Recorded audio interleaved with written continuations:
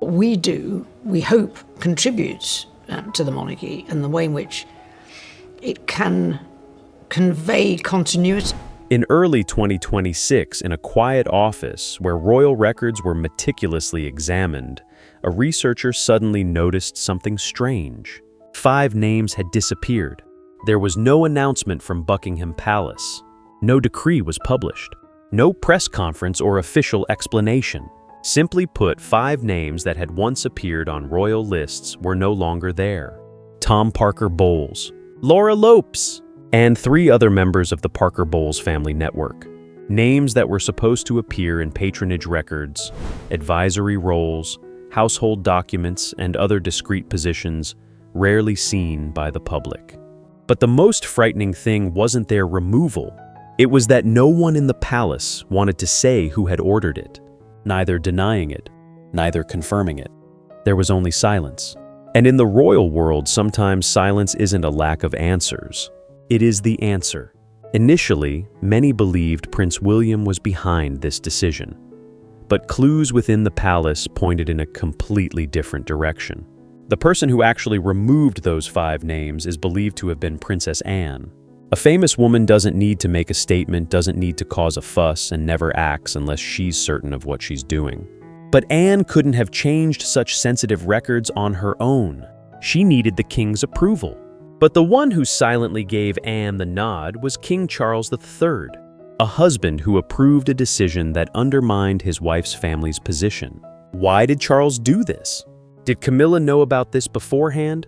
And were those 5 vanished names just the beginning of a larger purge within the palace? Before we delve into what happened, tell me, where are you following this story from? Leave your city or country in the comments. And if you want to continue exploring the royal stories hidden behind closed doors, subscribe to the channel now. Because the real question isn't who was eliminated, but who is quietly wielding power within the palace. To understand why that decision was so significant, we must go back nearly 20 years to when everything began to be built. April 2005. At Windsor Guildhall, Charles and Camilla officially married after years of conflict, hurt, and public pressure. It wasn't just a wedding.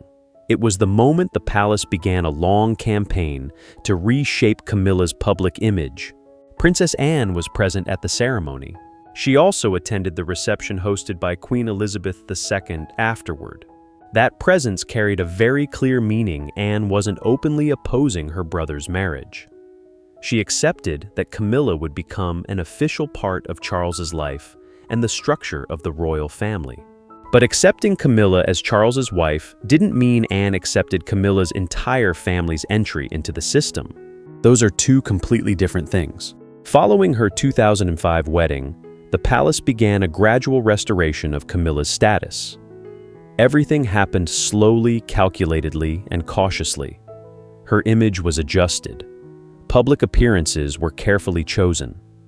Old relationships were restructured to suit her new position. And as Camilla's position solidified, her relatives began to appear closer to the royal world.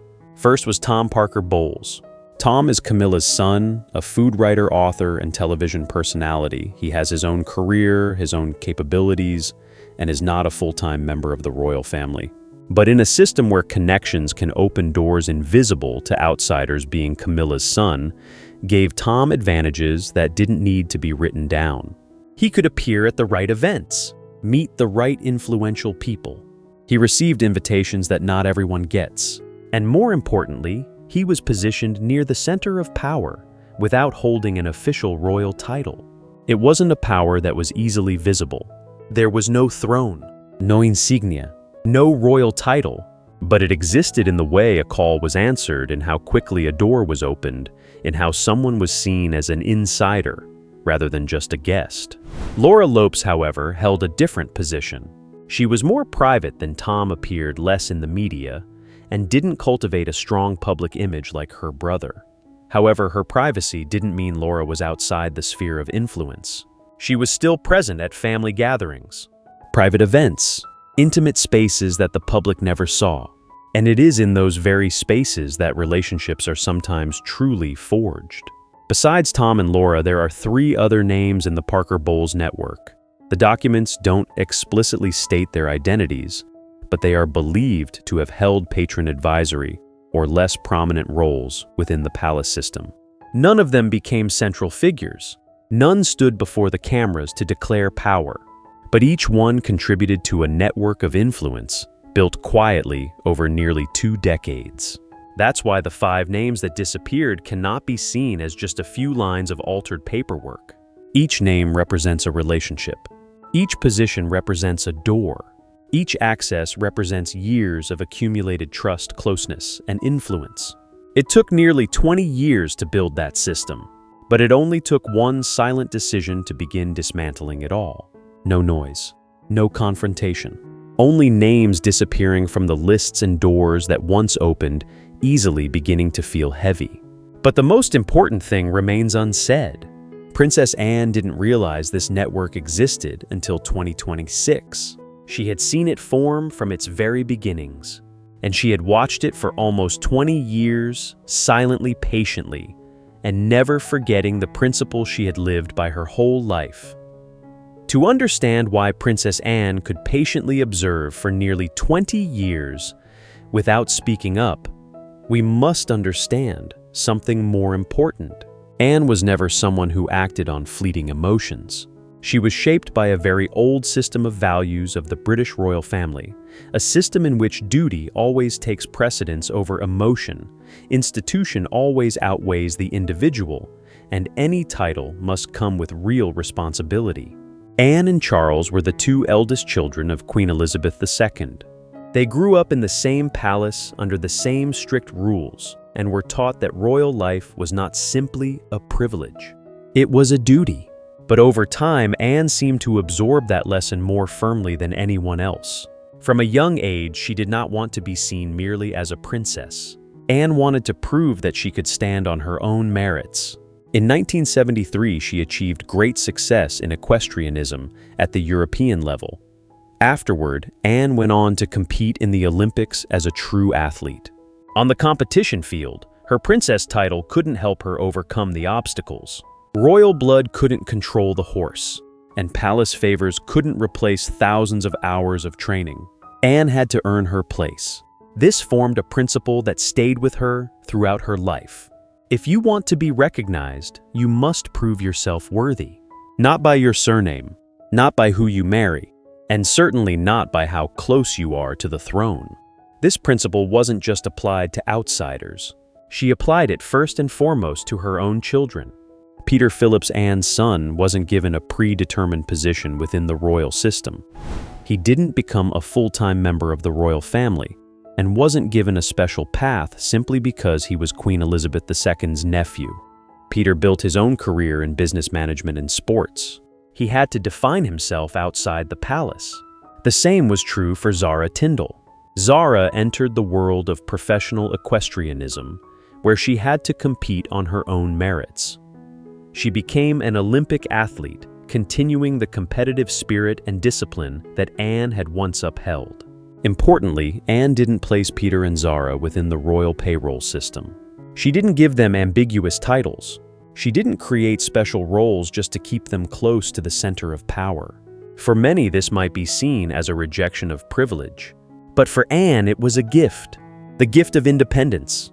The gift of life is not to live in the feeling of being granted a position simply because you were born into the right family.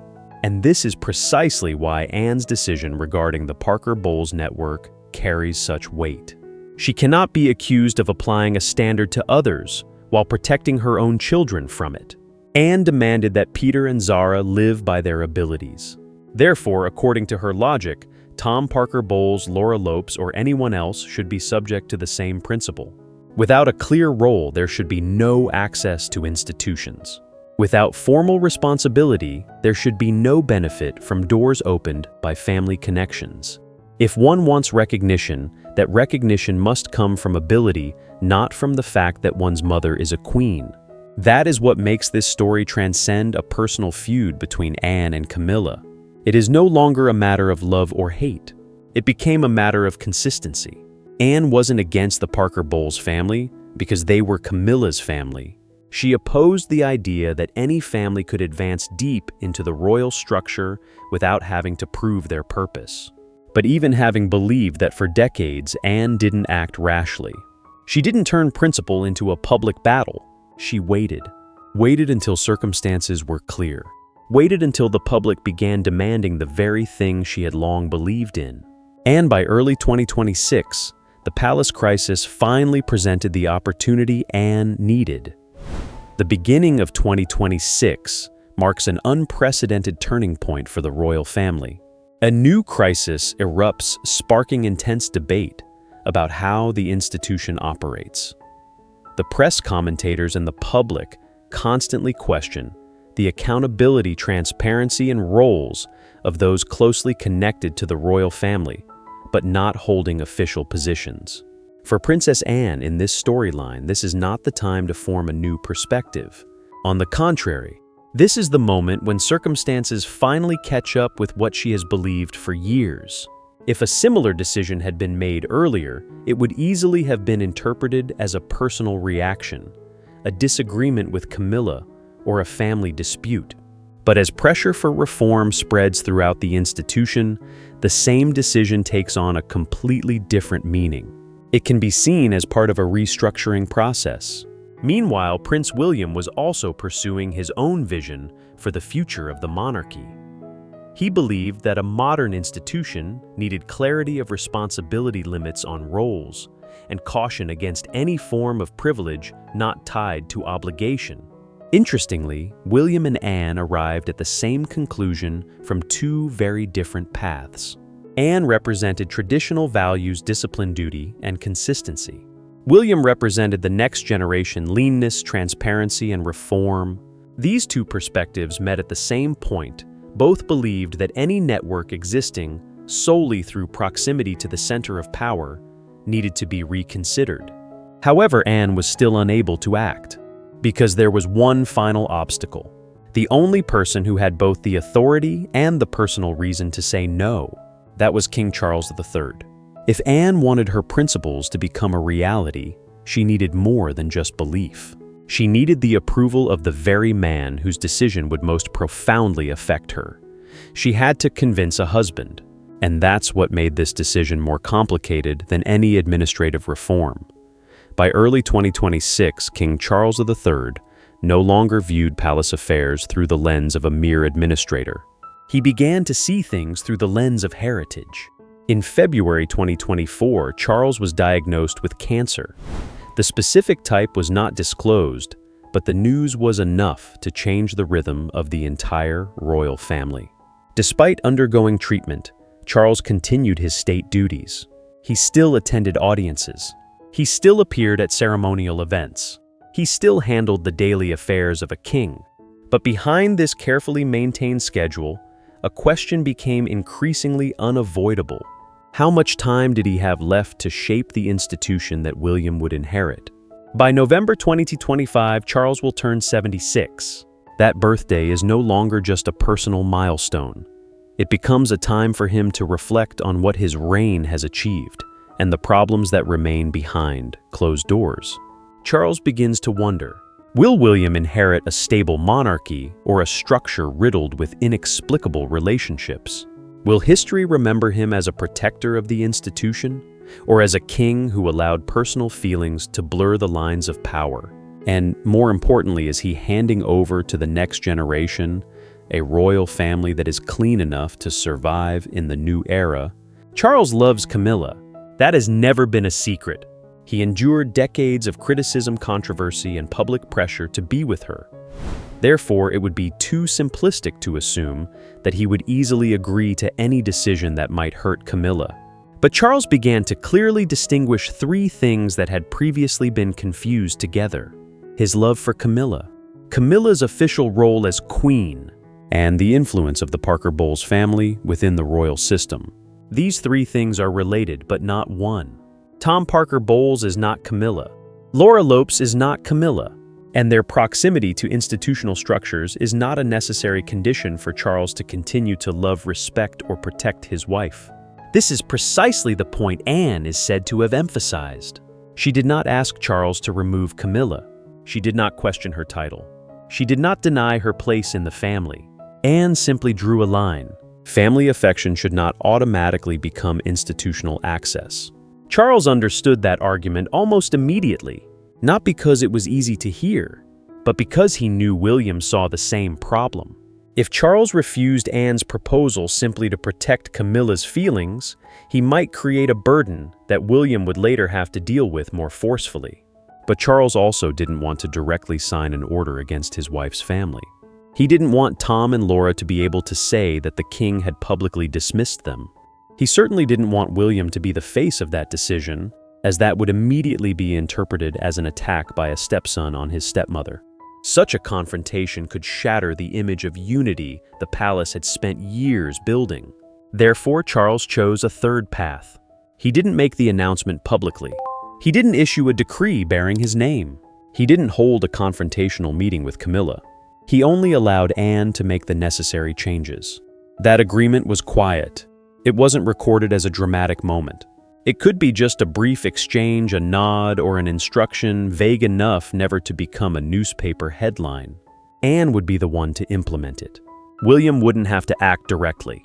Charles would maintain public distance, and the institution would still achieve its desired outcome. That's a very Charlesian decision, in this narrative not confronting directly, but creating the conditions for the outcome to unfold naturally. But that very discretion leads to a bigger problem. If Charles knew, if Anne was prepared, if William almost certainly supported it. So why wasn't the woman most affected warned beforehand?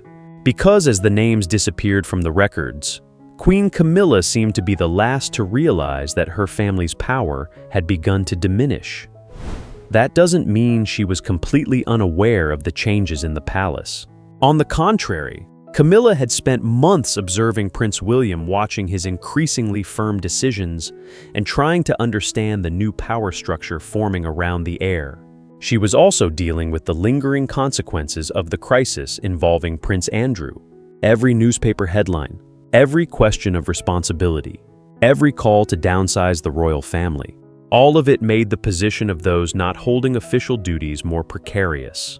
Camilla understood that. She knew William was seeking to reduce the relationships he deemed unnecessary. She knew the public was growing impatient with privileges based on family ties. And she knew she herself was also trying to protect the boundaries between her role as queen and her personal network. But there was one person Camilla seemed to have not been watching closely enough. Princess Anne. Anne never publicly challenged her. She made no harsh statements. She revealed no obvious confrontation. She gave no indication that she was preparing a decision that could directly affect Tom and Laura. It was this silence that made Anne the most difficult person to guard against. William could be observed. His reform plans could be speculated upon. His advisors could leave traces. But Anne didn't need to create a campaign. She just needed to wait for the right moment, make the right arguments to the right people, and let the administrative system do the rest. When the 5 names disappeared, Camilla didn't just see her family lose a few positions on paper. She saw an invisible infrastructure begin to crumble. That's the kind of power never explicitly stated in a decree. There was no written rule stating that Tom Parker Bowles had to answer the phone faster than others. There was no regulation guaranteeing him always received invitations to appropriate events. No title granted him access to the rooms where important relationships were formed. But for years, those things did exist. Tom didn't need to ask publicly. His being Camilla's son created a certain degree of intimacy. After Anne's decision, what Tom lost wasn't necessarily a title. He lost speed. He lost convenience.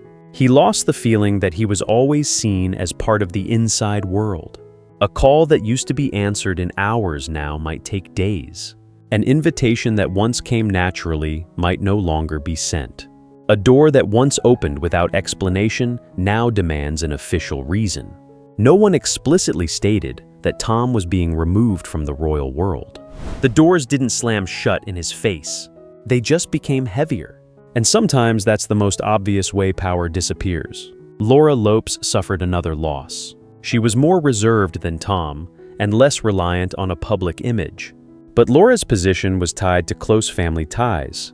small gatherings, private events, spaces where the boundaries between family and institution were often blurred. After her name was erased from relevant records, the first thing that disappeared might be certainty. Laura no longer knew what invitations would come, no longer knew whether she was still considered part of the extended circle or simply the Queen's illegitimate daughter. In a family where seating arrangements, entrances, and order of appearance all carry weight, this uncertainty can be more devastating than any public declaration. For Camilla, this loss wasn't isolated. Her circle of support had already narrowed. Annabel Elliot, her sister, and one of Camilla's closest confidants had connections to the Duchy of Cornwall. But after William took over, that role was no longer maintained. Annabel was still Camilla's sister. She could still listen. She could still offer comfort. But she was no longer close enough to the mechanisms of power to intervene. Sarah Ferguson was also someone Camilla was believed to still maintain a close relationship with.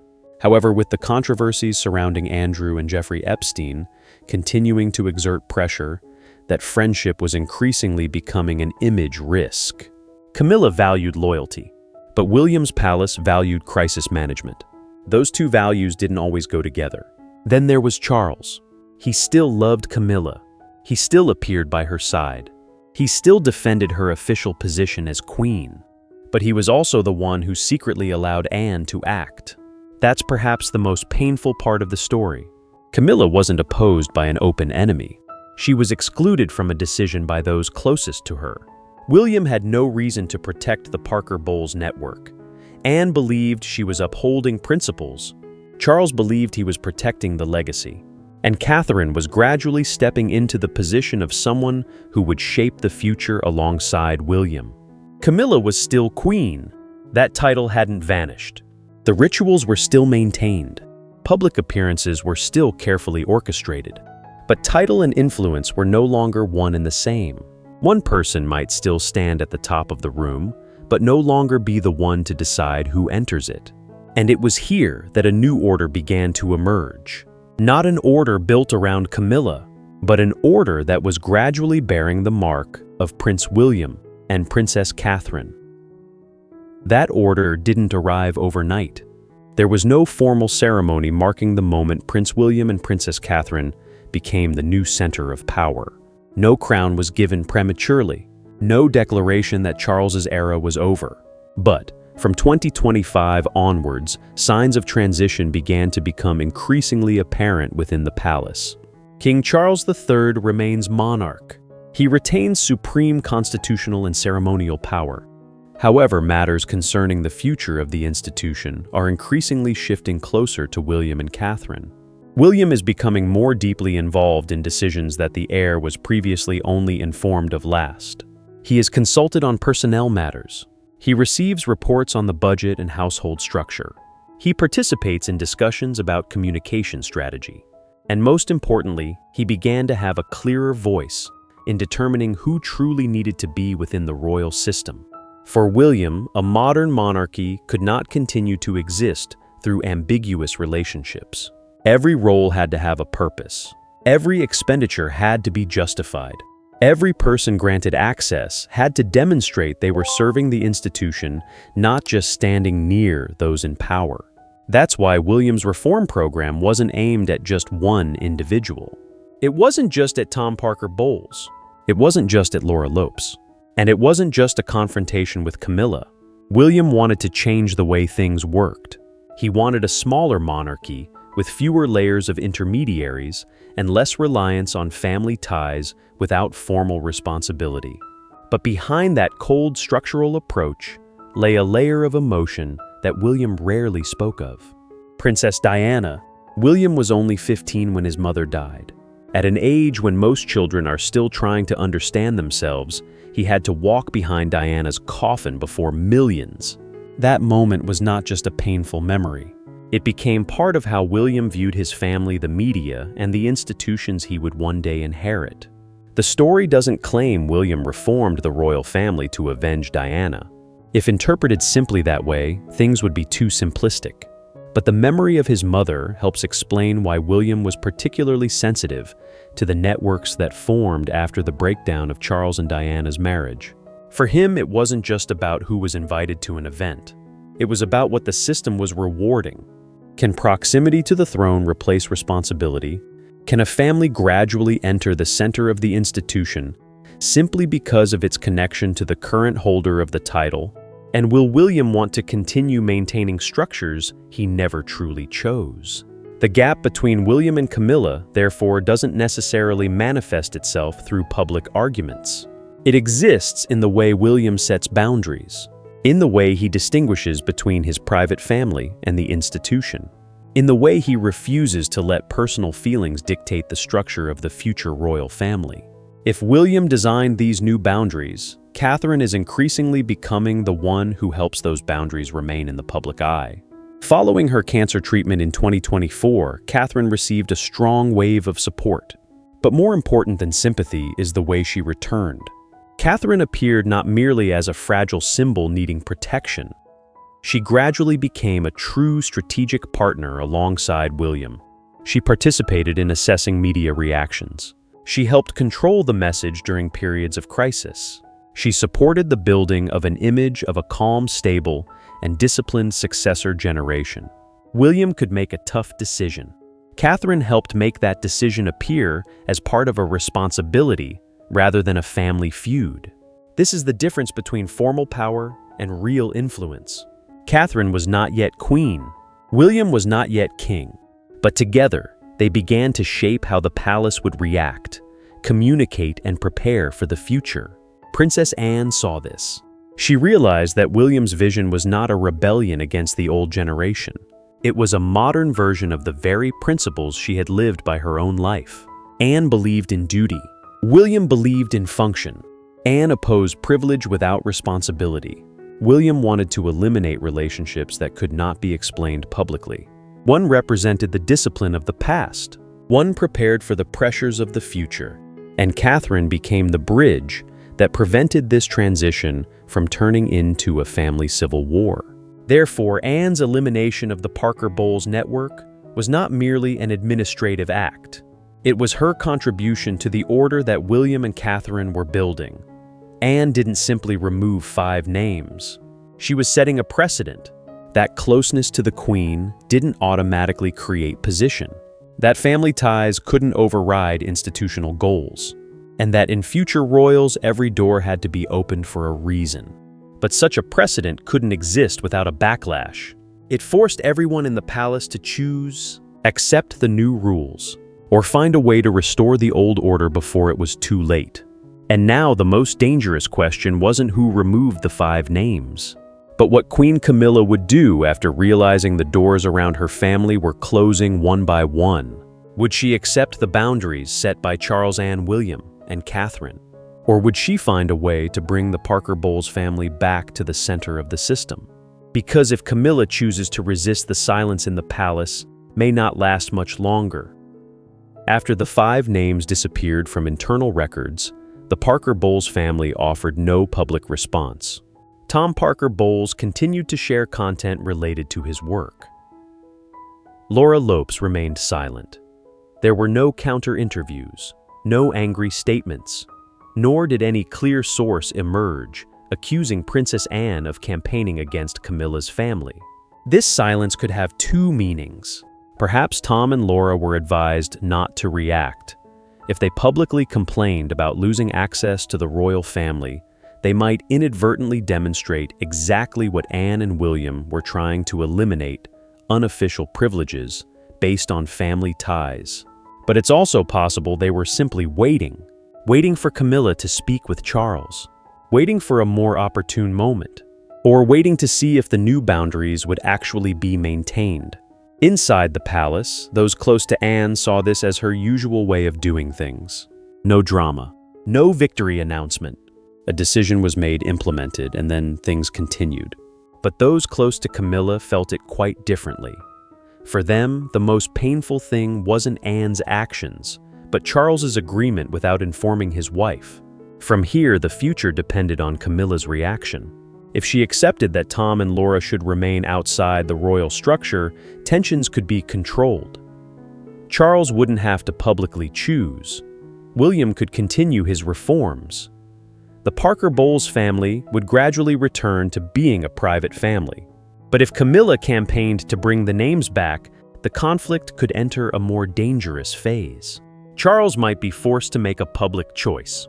William could directly defend the new rules, and Anne could conclude that removing 5 names wasn't enough. Looking back at the whole story, there were no absolute winners. Anne acted. Charles nodded.